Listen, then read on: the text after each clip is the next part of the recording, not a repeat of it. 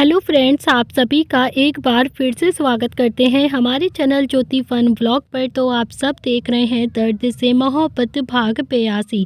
तो दोस्तों, इससे पहले इस कहानी के 81 भाग अपलोड हो चुके हैं चैनल पर। अगर आप सब ने नहीं पढ़ा है तो ज़रूर पढ़ लीजिएगा। तो चलिए देखते हैं आप सब ने अब तक पढ़ा था। अजीत ने बहुत ही एटीट्यूड के साथ कहा कि अगर तुम्हारी माँ मेरा प्रपोजल एक्सेप्ट कर लेती तो उसे मैं अपने सीने से समेट कर रखता। तो नील भी गुस्से से आगे आता है और उसने भी अपने दांत पीसते हुए कहा कि कितना घटिया प्यार था तुम्हारा अजीत सचदेवा, जो छोटी माँ को तुमने मजबूर कर दिया सुसाइड करने पर। कितने घटिया किस्म के इंसान हो तुम। तो चलिए देखते हैं अब इस कहानी में आगे क्या होता है। तो अजीत सचदेवा ने भी सिगरेट का धुआं छोड़ते हुए कहा कि ये तो तुम मुझ पर इल्जाम लगा रहे हो नील प्रताप सिंह। तुम्हारी माँ ने मेरी वजह से सुसाइड बिल्कुल भी नहीं किया था। वो अलग बात है कि वो मुझसे जवाब मांगने के लिए जरूर आई थी मेरे पास और मैं उससे मिला भी नहीं था। लेकिन हाँ, उसने वो सुसाइड मेरी वजह से नहीं किया था बल्कि उस एनएलएफ की वजह से किया था जो तुम्हारे पापा के पास गया था, जो मेरे पास नहीं है, वो जिसे तुम ढूंढ रहे हो ना। तो शुभ भी आगे आता है और उसने भी गुस्से से बोला कि झूठ बोल रहे हो तुम अजीत सचदेवा। तुम्हारे बेटे ने मेरे भाई को ब्लैकमेल भी किया था। वो एनएलएफ उसके पास है, हो ना हो वो एनएलएफ तुम्हारे पास जरूर होगा और तुम हमें वो देना नहीं चाहते हो। एक बात तुम अच्छे से याद रखना, अगर मेरा सिर फिर गया ना तो तुम और तुम्हारे बेटे की लाश भी नहीं मिलेगी, इतना याद रख लेना तुम। तो अजीत सचदेवा ने भी अभी शुभ को देखकर हल्के से मुस्कुराते हुए कहा कि छोटे शेर, तुम्हें देखकर तो संध्या की याद आ जाती है। वो भी ना तुम्हारी तरह ही बहुत ज्यादा चुलबुली थी। ये सुनते ही अभी चारों भाइयों के दांत पीसने लगते हैं और गुस्से से उनकी आंखें लाल हो चुकी थी, लेकिन फिलहाल वो कुछ भी नहीं कर सकते थे तो क्योंकि उन्हें अभी वो एनएलएफ चाहिए था। तो अजीत सचदेवा ने अपनी बात अभी भी जारी करते हुए कहा कि वो एनएलएफ मेरे पास नहीं है। और रही बात शोभित की, तो वो तो बस इतना जानता था कि रुद्र किसी एनएलएफ को ढूंढ रहा है और शायद वो इसीलिए इसे ब्लैकमेल कर रहा होगा। उसने अंधेरे में तीर चलाया और फिर तीर भी सीधा रुद्र को जाकर ही लगा।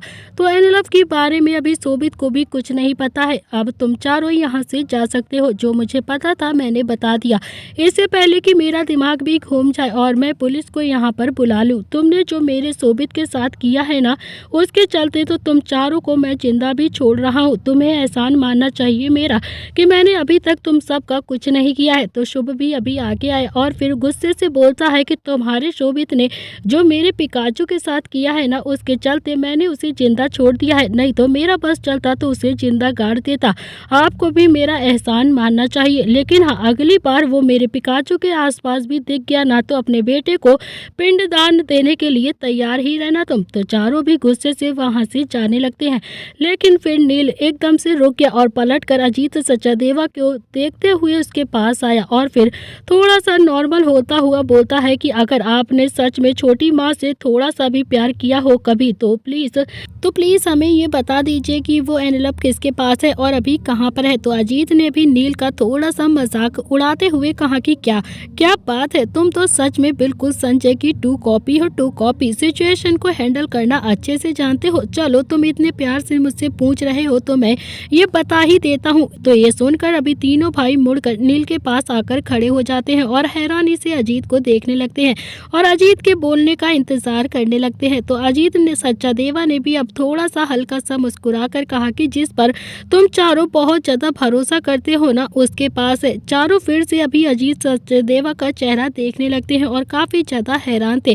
और अजीत सचदेवा ने फिर से मुस्कुराकर कहा कि धनराज के पास है वो एनएलएफ। और ये सुनते ही चारों की आंखें एकदम से हैरानी से बड़ी हो गई और फिर उन्होंने सपने में भी नहीं सोचा था कि वो एनएलएफ अभी धनराज अंकल के पास में होगा। तो नील ने भी गुस्से में कहा कि अजीत सचदेवा, बहुत ही घटिया इंसान हो तुम। अगर नहीं बताना था तो तुम प्लीज मत बताओ, लेकिन हाँ, धनराज अंकल का नाम बिल्कुल भी खराब मत करो हमारे सामने। तो अजीत ने अभी अपनी जगह से खड़ा हो गया था और वो गुस्से में बोलता है कि अगर यकीन नहीं आता है तो जाकर धनराज से खुद ही पूछ लो कि वो एनएलएफ उसके पास है या फिर नहीं। अगर होगा तो फिर मेरे पास आ जाना और अगर मेरी बात गलत हुई ना तो आकर मुझे बेशक तुम गोली मार देना, मैं उफ तक नहीं करूंगा। समझ गए तुम चारों। तो रुद्र ने भी अब गुस्से में कहा कि अगर धनराज अंकल के पास होता तो वो अब तक मुझे दिखा चुके होते, कब का हमें वो एनएलएफ दे चुके होते। अजीत सचदेवा ने भी कहा कि यही बात जाकर तुम धनराज से पूछो कि उसने अब तक तुम्हें सच क्यों नहीं बताया। उसने क्यों नहीं बताया है कि संध्या ने सुसाइड क्यों करी थी और क्यों नहीं बताया है कि उस एनवेलप को देखकर संजय ने खुद को क्यों गोली मारी थी। आखिर उस एनवेलप में क्या था जिससे तुम्हारे माँ पापा दोनों ही मर गए। जाकर अपने सवालों का पिटारा धनराज के पास लेकर जाओ और खोलो तो धनराज ही है जो आस्तीन का सांप बनकर बैठा हुआ है। अजीत सचादेवा ने भी गुस्से में फिर से कहा तो निहाल ने भी अपनी चुप्पी तोड़ते हुए कहा कि ऐसा हो ही नहीं सकता है, धनराज अंकल ऐसा कर ही नहीं सकते हैं। आखिर वो हमसे क्यों सच छुपाएंगे? बचपन से लेकर उनका हाथ हमारे सिर पर ही तो रहा है। वो चाहते तो हमारे बिजनेस को मिट्टी में बिगाड़ सकते थे और मिनट में खराब कर सकते थे। उन्होंने ही मेहनत से हमारे बिजनेस को बुलंदियों पर पहुंचा दिया है, तो धनराज अंकल बिल्कुल भी ऐसा कभी कर ही नहीं सकते हैं। अजीत ने भी अब एक डेविल स्माइल के साथ उन चारों को देखते हुए कहा कि उसने ऐसा क्यों किया है और क्यों नहीं किया है ये मैं बिल्कुल नहीं जानता हूँ। अब तुम सब जाकर उसी से ही पूछ लो, लेकिन हाँ इतना जरूर जानता हूँ कि एनवेलप उसी के पास है। चारों भाइयों ने एक किलर लुक अजीत सचदेवा को दे दिया और फिर रुद्र ने उसे पॉइंट करके गुस्से से घूरते हुए कहा कि अगर तुम्हारी बात 1% भी गलत हुई ना तो सच कहता हूँ रुद्राक्ष प्रताप सिंह का कहर तुम पर जरूर बरसेगा। अजीत सचदेवा इतनी बात अपने दिमाग में बैठा लेना। तो चारों भाई अभी अजीत सचदेवा के घर से बाहर आ गए थे और चारों का ही दिमाग बहुत ज्यादा खराब था। चारों ही अभी गाड़ी में नहीं बैठे थे बल्कि इधर उधर चक्कर लगाने लगते हैं। तो जय और वीरू देखकर अच्छे से समझ चुके थे कि चारों भी बहुत ज्यादा गुस्से में हैं और चारों को ही कुछ भी बताने का मूड बिल्कुल भी नहीं है। इसीलिए जय और वीरू ने भी कुछ नहीं पूछा और अपना सवाल अपने अंदर ही गटक लिया। तो करीब आधा घंटा इधर उधर घूमने के बाद उन्होंने अपने आप को थोड़ा सा रिलैक्स किया और फिर गाड़ी में आकर बैठ गए और सीधा प्रताप हाउस में आ जाते हैं। तो इसी बीच चारों ने एक दूसरे से बिल्कुल भी बात नहीं करी थी। चारों के दिमाग में बहुत सारे सवाल चल रहे थे। चारों ही प्रताप हाउस के गार्डन में आकर बैठे हुए थे और अंदर जाने का मन किसी का भी नहीं कर रहा था। तो फाइनली अभी नील ने ही चुप्पी तोड़ते हुए कहा कि रुद्र हमें अंकल से बात तो करनी ही पड़ेगी और उनसे पता करना ही पड़ेगा कि आखिर ये सच है या फिर झूठ। तो निहाल ने भी अभी रुद्र को समझाते हुए कहा कि रुद्र नील बिल्कुल सही कह रहा है, हमें धनराज अंकल से बात तो करनी ही पड़ेगी, लेकिन हाँ मेरा दिल जरूर कहता है कि धनराज अंकल ऐसा कभी भी नहीं कर सकते हैं, वो हमसे कभी भी कोई सच नहीं छुपा सकते हैं। तो रुद्र ने गहरी सांस लेकर कहा कि निहाल काश तेरी बात सच हो, क्योंकि अगर उन्होंने हमें धोखा दिया होगा ना तो मेरा तो रिश्ता पर विश्वास ही उठ जाएगा, कोई विश्वास नहीं रहेगा उन पर मेरा। मैं कभी किसी पर विश्वास नहीं कर पाऊंगा यार। मैंने आंख बंद करके धनराज अंकल पर विश्वास किया था। मैंने तो अपने पापा की जगह भी धनराज अंकल को ही दे दी। मैं अपने पापा को उनमें देखता हूँ। बस भगवान से यही प्रार्थना करता हूँ कि धनराज अंकल गुनहगार ना हो, उन्होंने कभी हमसे कोई सच ना छुपाया हो। तो रुद्र की हालत देखकर नील ने तो अब रुद्र को अपने गले लगा लिया था और अपनी बाहें उस पर कसते हुए कहा कि रुद्र तू इतना क्यों सोच रहा है, ऐसा कुछ नहीं होगा। धनराज अंकल को हमने बचपन से देखा है ना, वो ऐसा कभी कर ही नहीं सकते हैं हमारे साथ, और अगर उन्होंने ऐसा कुछ किया भी होगा ना तो उसके पीछे भी जरूर कोई ठोस वजह ही होगी। वो जरूर कुछ सोच के ही हमें नहीं बताए होंगे। हम कल ही उनसे बात करेंगे, वो हमसे झूठ नहीं बोलेंगे। चारों ही अब सुबह 5 बजे तक गार्डन में ही बैठे रहते हैं। चारों के अंदर ही अंदर अभी कुछ टूट रहा था। चारों को ही बहुत ज्यादा डर था कि कहीं धनराज अंकल ने उन्हें धोखा तो नहीं दिया है। तो रुद्र ने भी गार्डन में पड़े झूले से उठते हुए कहा कि नील चल धनराज अंकल से मिलकर आते हैं। तो इस पर अभी नील ने कहा कि यार 2 घंटे और रुक जाओ ना, बहुत ज्यादा टाइम नहीं हुआ है अभी। तो रुद्र बोलता है कि अब 1 और मिनट भी नहीं रुक सकता हूँ मैं, प्लीज। तो नील अभी मुझे ना जानना है कि आखिर धनराज अंकल ने हमसे अब तक ये सच क्यों छुपा कर रखा, क्यों नहीं बताया उन्होंने हमें। तो रुद्र को देखकर अब नील भी समझ गया था कि रुद्र अब तो 1 सेकंड भी नहीं रुकेगा और वो भी अपनी जगह से खड़ा होकर वहां से जाने लगता है। तो शुभ और निहाल भी उनके पीछे पीछे आ गए और फिर आधे घंटे के बाद निहाल ने गाड़ी धनराज अंकल के बाहर आकर रोक देता है। तो चारों ही अभी गाड़ी से उतरते हैं और चारों के अंदर बहुत सारे सवाल थे और फिर सीधा धनराज अंकल के घर की तरफ जाने लगते हैं।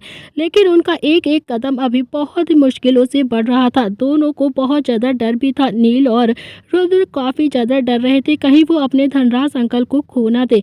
तो वो अंकल जिन्होंने बचपन से लेकर अब तक उन्हें संभाला था, उनका हर वक्त साथ दिया था, अब वो अंकल उनके सवालों के घेरे में आ गए थे। उन्होंने अपनी सच्ची दोस्ती निभाई थी। वो अंकल जिन्होंने रुद्र का बिजनेस करना सिखाया था, साई की तरह रुद्र के साथ रहे थे।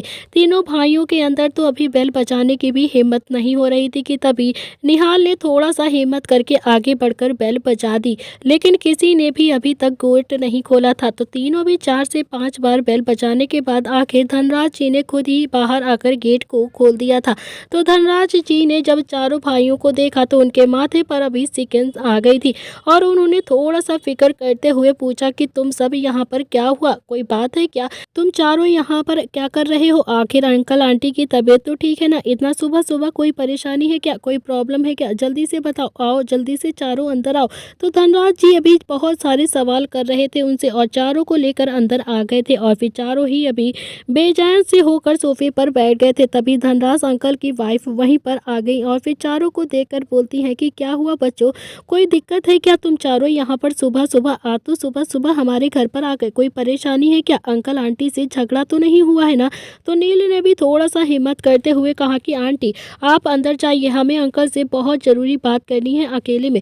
तो धनराज जी की वाइफ ने तो अभी धनराज जी को देखा और फिर धनराज जी ने उन्हें अंदर जाने का इशारा किया और फिर धनराज जी की पत्नी वहां से बहुत सारे सवालों के साथ अंदर चली जाती है। तो धनराज के अंदर भी बहुत ज़्यादा उलझने थी। तो धनराज जी के दिल की धड़कन तो अब तेज हो गई थी, उन्हें काफ़ी ज़्यादा डर लग रहा था कि पता नहीं इतना सुबह सुबह बच्चे उनसे क्या पूछने के लिए आ गए हैं। तो धनराज ने अभी फिर हिम्मत करते हुए कहा कि जो पूछना है, जो कहना है, साफ साफ बता दो मुझे बच्चों कि आखिर तुम्हारे अंदर क्या चल रहा है। मैंने तुम बच्चों को गोदी में खिलाया है, तुम लोगों की चुप्पी मुझसे अब बिल्कुल भी बर्दाश्त नहीं हो रही है, इसीलिए मुझे सच सच बताओ। तो रुद्र ने कहा कि अंकल उम्मीद करता हूँ कि आप हमसे झूठ नहीं बोलेंगे और मैं आपसे वादा करता हूँ कि अगर आपने कुछ भी पाप भी किया होगा ना तो मैं आपको कोई भी सजा नहीं दूंगा, ना आपसे कोई शिकायत करूंगा, लेकिन आपके साथ कोई भी रिश्ता नहीं रखूंगा। इतना वादा करता हूँ आपसे, चुपचाप से चला जाऊंगा इस घर से और कभी भी पलट कर इस घर की तरफ नहीं देखूंगा, ना ही कभी आपकी तरफ देखूंगा। बस आप मुझे सच बता देना और कोई उम्मीद नहीं है आपसे। अब तो धनराज जी का दिल भी और जोरों से धड़कने लगा था और उन्हें काफी ज्यादा डर लग रहा था। तो धनराज जी की आंखें भी अब हल्की हल्की से नम हो गई थी।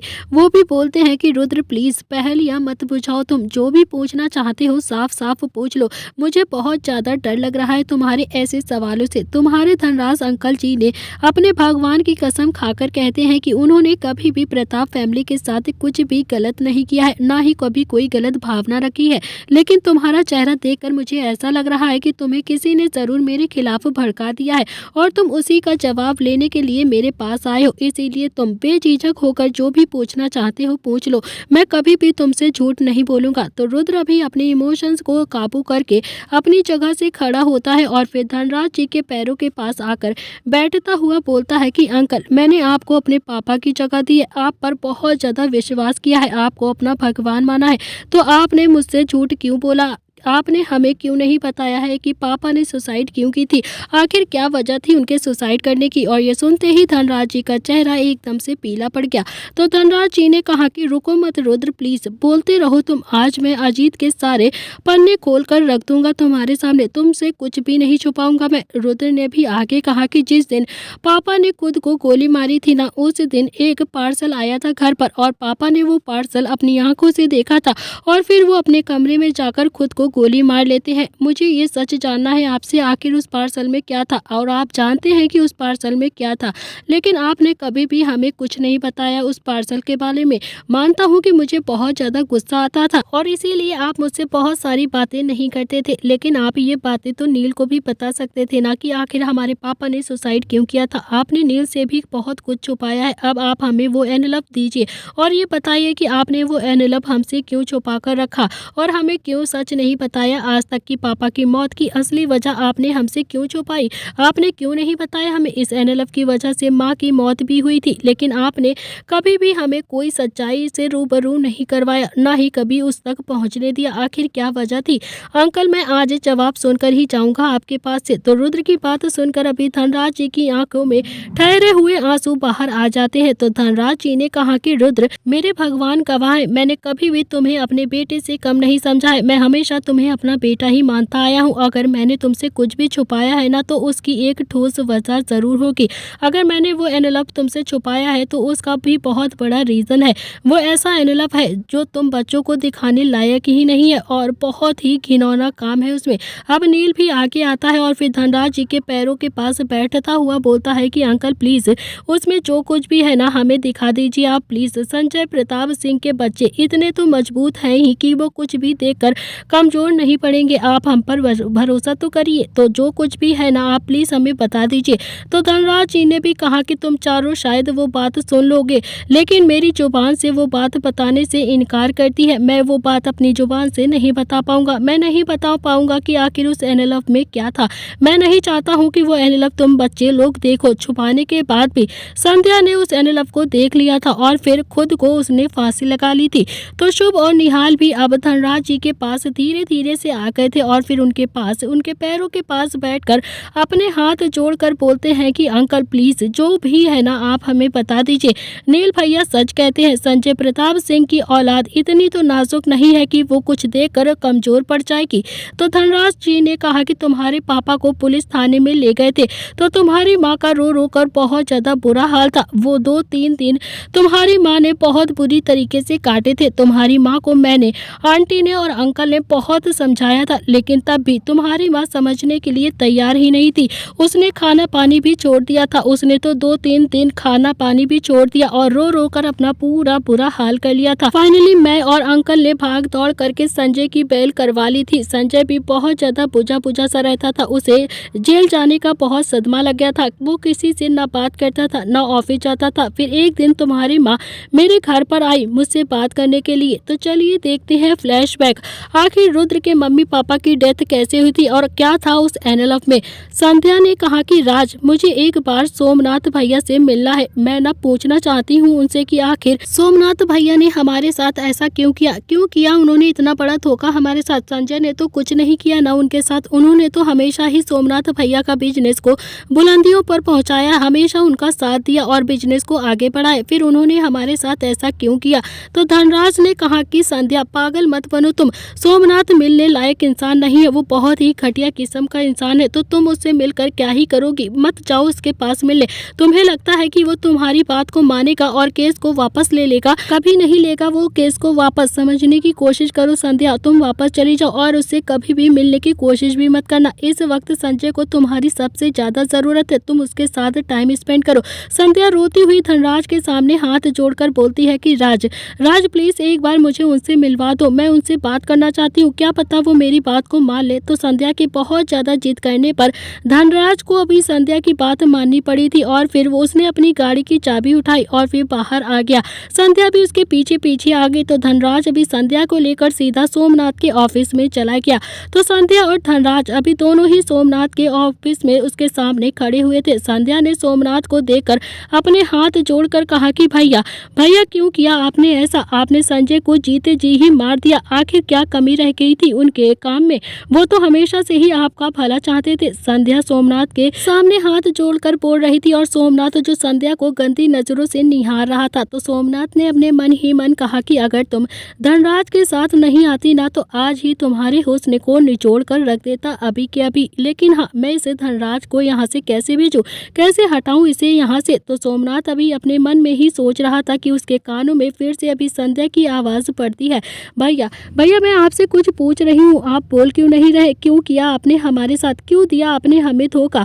आप अपना केस वापस ले लीजिए प्लीज़ हमारे संजय को छोड़ दीजिए। सोमनाथ अभी अच्छा बनने का नाटक करता हुआ बोलता है कि मुझे माफ़ कर दो संध्या, मुझसे गलती हो गई है। मैं पैसों के लालच में बह गया था और मैंने तुम सबको धोखा दे दिया, लेकिन अब मुझे अकल आ गई है संध्या। सोमनाथ ने अभी सोफे की तरफ इशारा करते हुए संध्या से कहा कि संध्या तुम यहाँ पर बैठो। फिर आपने स्टाफ से पानी मंगवाया और फिर संध्या को पानी दे दिया। तो संध्या ने अभी वो पानी पी लिया था क्योंकि संध्या बहुत ज़्यादा थक गई थी। उसने 2 दिन से कुछ खाया पिया नहीं था। तो सोमनाथ ने फिर अच्छा बनने का नाटक किया और फिर धनराज से कहा कि धनराज मैं ये केस वापस ले रहा हूँ। मैं आज से संजय को छोड़ रहा हूँ। तुमसे भी अपने किए की हाथ जोड़कर माफ़ी मांगता हूँ मैं। क्या तुम एक बार 3rd फ्लोर पर जाकर मेरे मैनेजर से संजय के केस के फाइल को लेकर आओगे, क्योंकि मैं आज ही ये केस को वापस लेकर सब फाइनल कर दूंगा। मैं अभी साइन कर दूंगा। तुम लोग उस फाइल को लेकर अभी वक्त वकील के पास सबमिट करवा देना और फिर केस अपने आप ही बंद हो जाएगा। संजय इज्जत के साथ अपनी जिंदगी को फिर से जिएगा। धनराज को अब सोमनाथ की बात बहुत ज्यादा अटपटी सी लग रही थी, लेकिन फिर भी उसने सोचा कि शायद सोमनाथ सही कह रहा है, शायद उसे अपने किए पे पछतावा हो रहा है।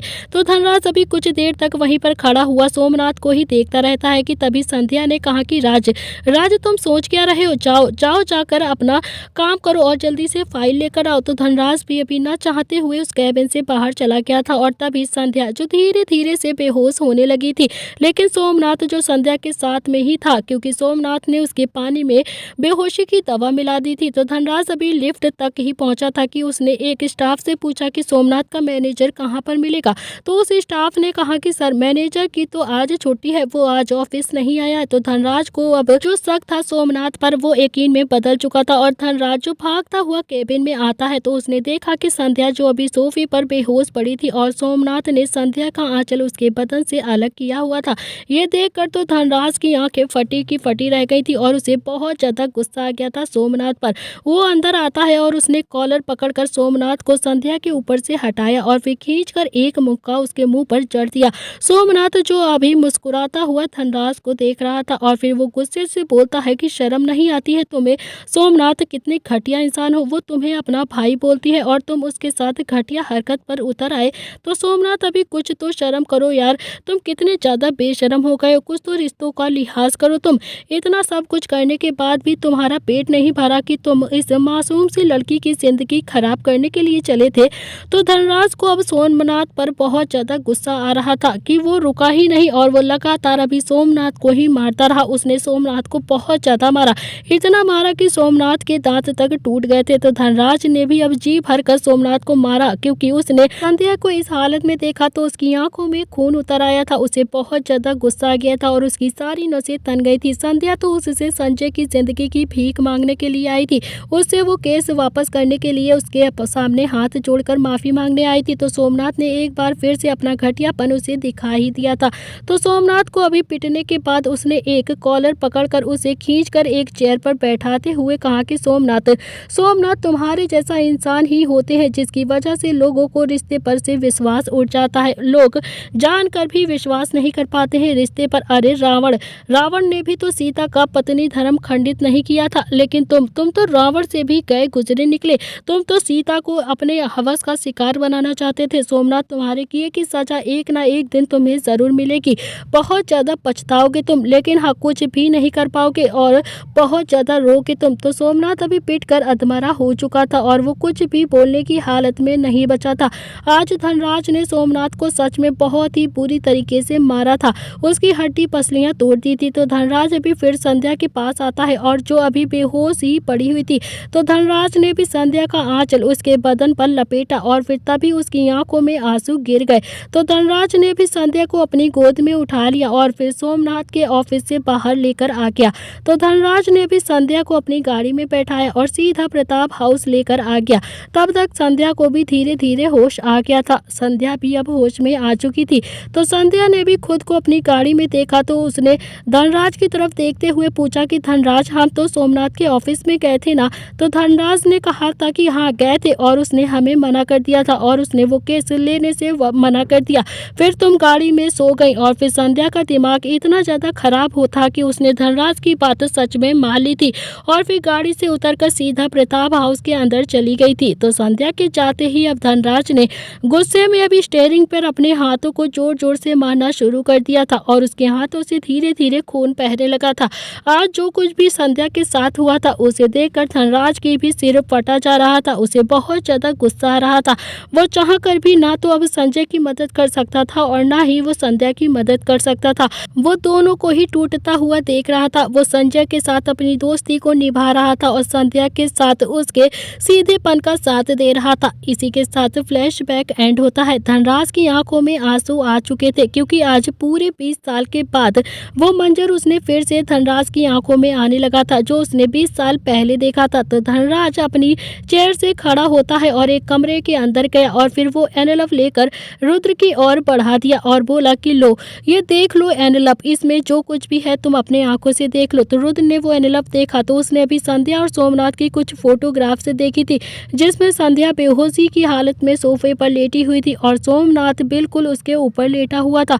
वो फोटोग्राफ देखकर रुद्र की आंखों में भी खून उतर आया था और उसकी नसें तन चुकी थी।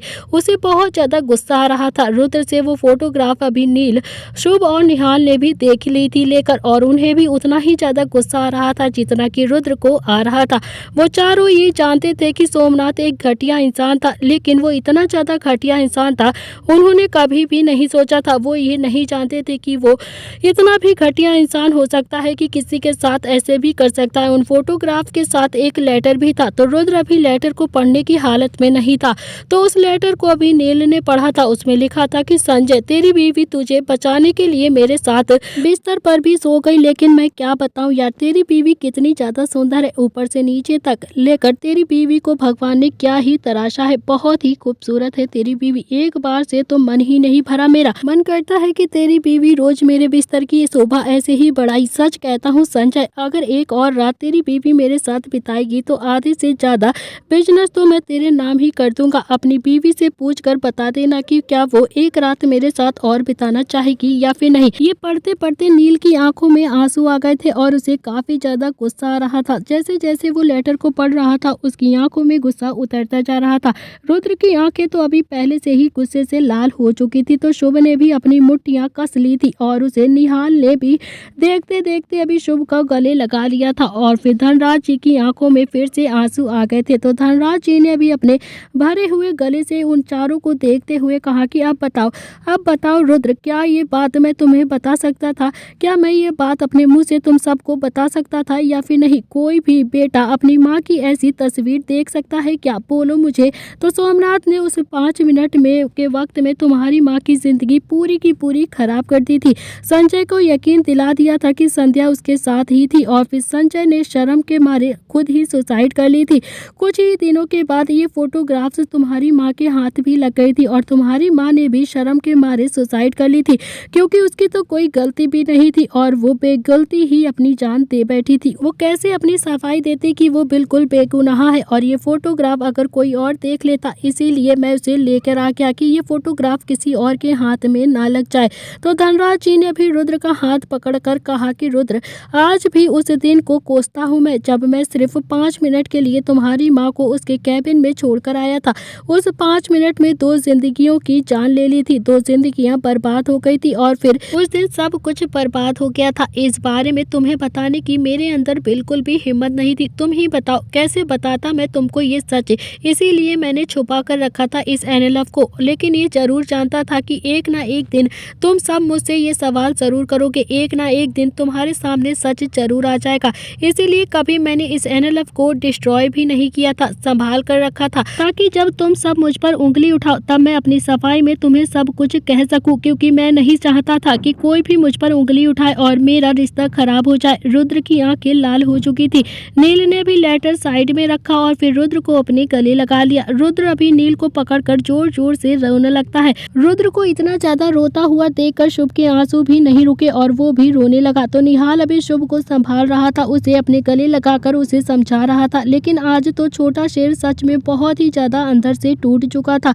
आज से पहले उसने कभी भी अपने भाई को रोते हुए नहीं देखा था, ना ही कभी रुद्र को इतना ज्यादा कमजोर देखा था, और आज उसने अपने भाई को रोते हुए देख लिया था, जिस वजह से शुभ के आंसू भी नहीं रुक रहे थे और वो भी रुद्र की तरह ही रो रहा था। यही हाल अब नील का भी अंदर ही से हो चुका था। अपने दोनों छोटे भाइयों को ऐसे रोता हुआ देखकर नील के आंसू भी नहीं रुके और वो भी रोने लगा। आंखों में तो निहाल के भी अब आंसू आ चुके थे, उसकी आंखें भी लाल हो चुकी थी। वो भला वो भी अपने तीनों भाइयों को रोता हुआ कैसे देख सकता था। निहाल भी अंदर से बहुत ज्यादा टूट चुका था। चारों भाई एक दूसरे को संभाल रहे थे और बहुत ज्यादा रो रहे थे। करीब 2 घंटा तक ऐसे ही शांति का माहौल बना रहता है और कोई भी किसी से नहीं बोला था। तभी धनराज जी ने भी अपने आंसुओं को खुद ही पोंछ रहा था और फिर चारों ने अभी फिर से वॉशरूम में जाकर अपना अपना मुंह धो लिया और अपने आप को नॉर्मल किया। फिर धनराज जी के पास आकर बैठकर थोड़ी सी शांति आवाज में बोलते हैं कि धनराज अंकल, हमें माफ कर दीजिए जो हमने आप पर शक किया। तो धनराज जी ने कहा कि ऐसे टूट जाओगे तो सोमनाथ से बदला नहीं ले पाओगे बेटा।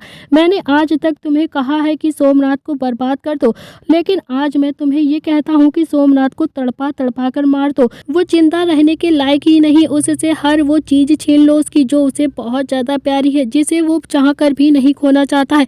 अभी वो पूरी तरीके से बर्बाद नहीं हुआ है बेटा। मैं चाहता हूँ कि तुम सब मिलकर उसे पूरी तरीके से बर्बाद करो। उसका घर, उसका थोड़ा बहुत बैंक बैलेंस, जो कुछ भी बचा है उसके पास, सब कुछ डिस्ट्रॉय कर दो। उसे पूरी तरह से सड़क पर लेकर आओ।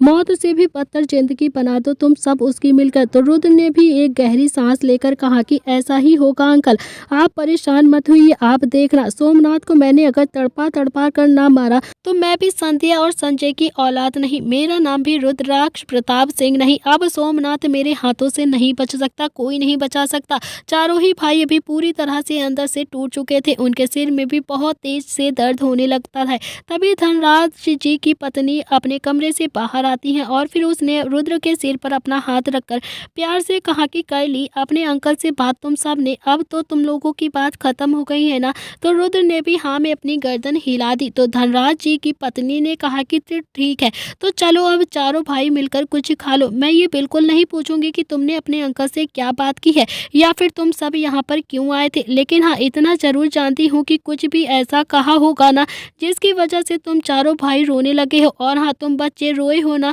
ये मुझे बिल्कुल भी पसंद नहीं है। तो चलो अब चुपचाप से नाश्ता कर लो और अपने माइंड को बिल्कुल फ्रेश कर लो।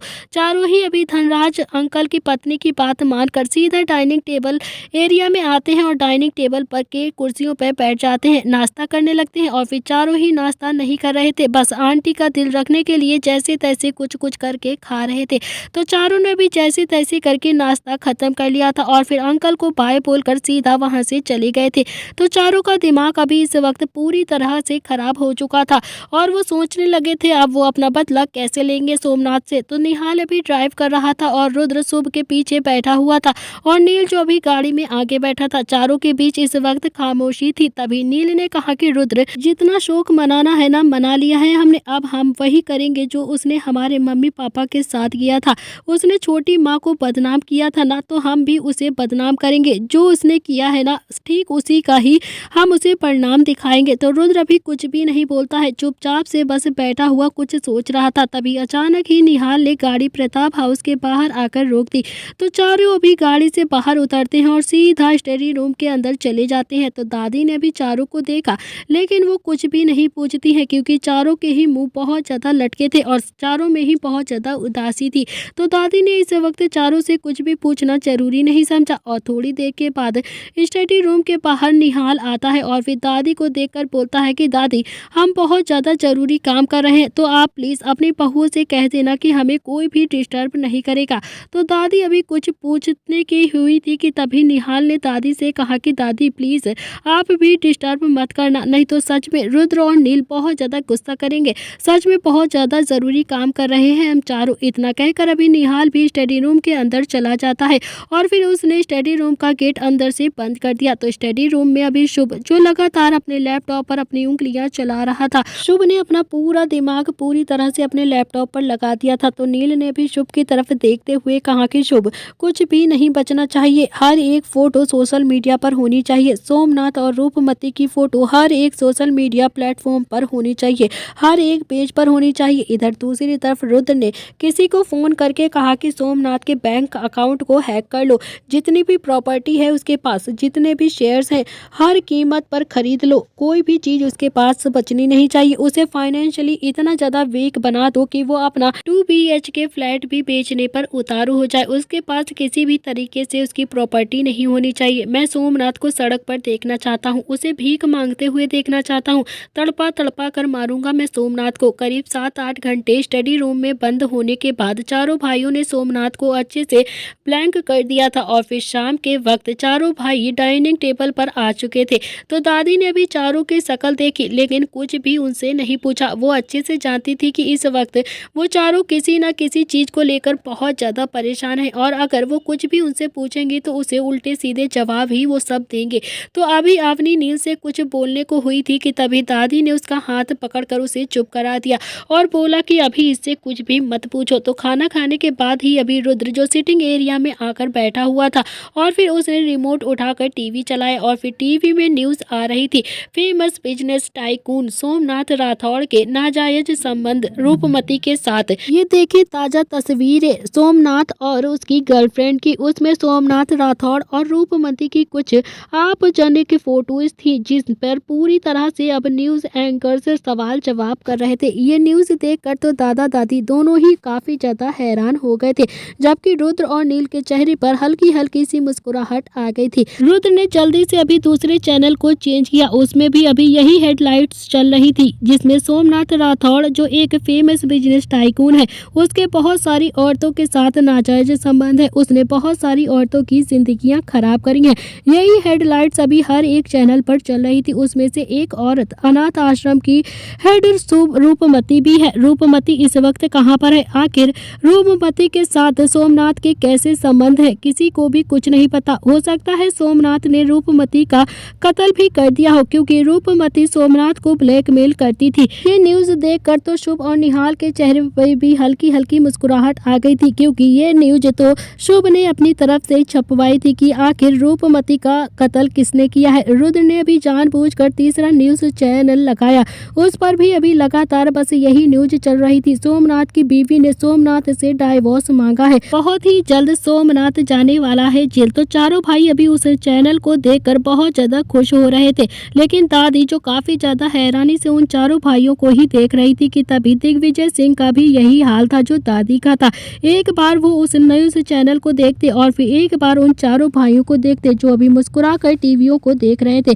उन्हें भी समझते देर नहीं लगी कि ये हो ना हो इन सब चारों भाइयों का किया धरा है, लेकिन वो चारों से क्या पूछते और क्या कहते, क्योंकि वो भी जानते थे कि वो चारों भाई उन्हें उल्टा जवाब ही देंगे। इसीलिए उन्होंने भी कुछ भी नहीं पूछा और फिर चंद्रकला को देखकर कहा कि चंद्रकला चलो अपने कमरे में चलते हैं, अब हमारे बच्चे बड़े हो गए, इन्होंने अपना आखिरी दाव भी खेल लिया है। दादाजी अभी जैसे ही वहाँ से जाने के हुए, तभी रुद्र जो अपने सोफे से खड़ा होता है और उसने दादाजी का हाथ पकड़कर अपने पास बैठा लिया और बोला कि दादाजी आप कहाँ जा रहे हैं, आप भी यहीं पर बैठिए और हमारी जीत का जश्न मनाइए।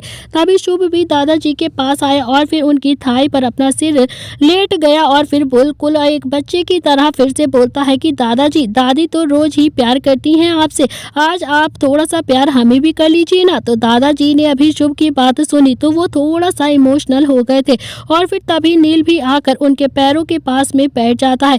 तीनों भाई अभी दादाजी के पास में ही बैठे थे। वो तीनों भाई अभी दादाजी के पास बैठते हैं और कोई उनके थाई पर पैर रखे था तो कोई थाई पर सिर रखे था। तो एक तो निहाल जो अभी पीछे रह गया था वो भी आकर दादाजी के बराबर में ही बैठ गया था और फिर उन्हें अपने गले लगाकर बोलता है कि दादाजी मुझे कहते हुए बिल्कुल भी शर्म नहीं आती है कि मेरी असली माँ बाप ने मुझे कभी भी प्यार नहीं किया है।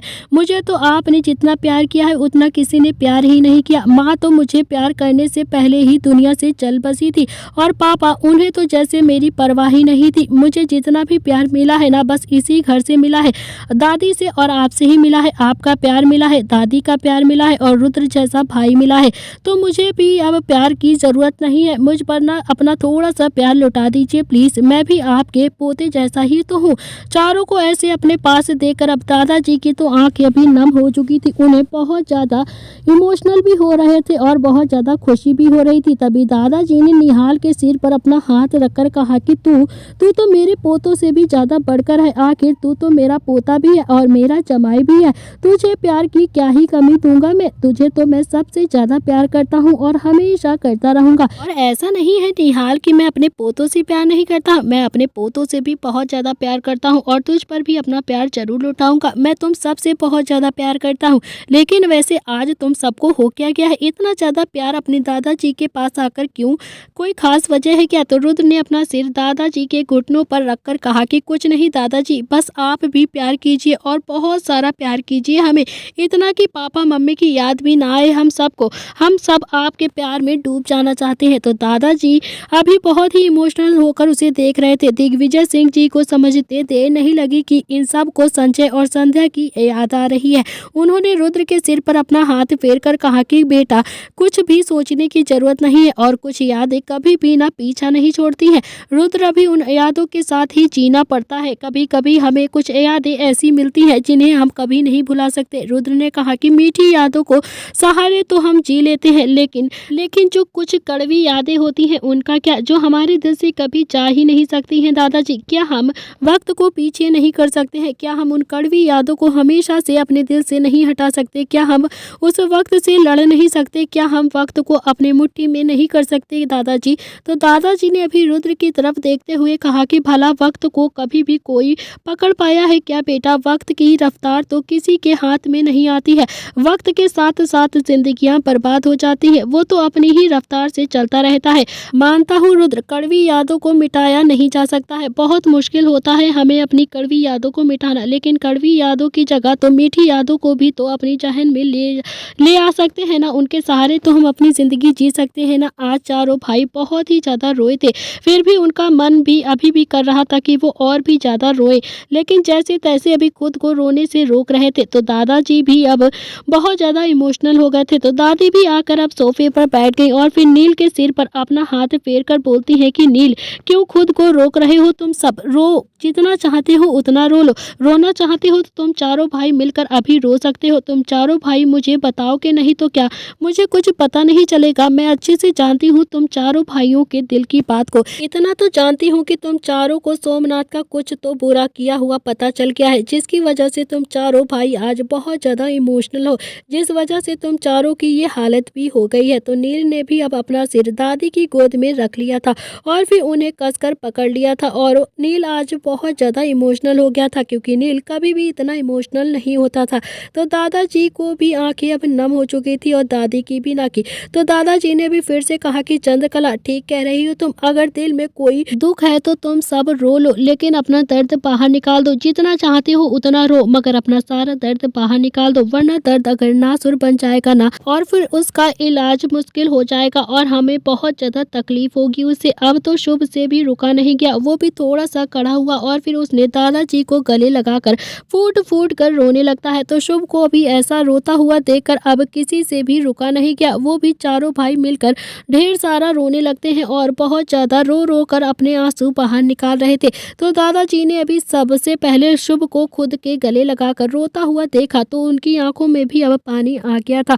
उन्होंने भी शुभ को अपने गले लगा लिया। तो उन्होंने शुभ पर अपनी पकड़ मजबूत करते हुए कहा कि छोटे शेर तू रोते हुए बिल्कुल भी अच्छा नहीं लगता है यार, प्लीज ऐसे रोना बंद कर दे। तू तो बस हंसता हुआ अच्छा लगता है, मैं तो तुझे बस हंसता हुआ देखना चाहता हूँ, रोता हुआ कभी नहीं देखना चाहता। तो शुभ ने अभी रोते हुए कहा कि रोने दीजिए ना दादाजी प्लीज, आज जी भर कर रोना चाहता हूँ, मैं जितना भी दर्द है उसे निकालना चाहता हूँ। मैंने माँ पापा को कभी भी नहीं देखा, मुझे उनकी शक्ल भी याद नहीं है, मैं तो जानता भी नहीं हूँ कि माँ कैसी दिखती थी, पापा कैसे दिखते हैं, लेकिन उनकी याद आ रही है, बहुत ज्यादा याद आ रही है।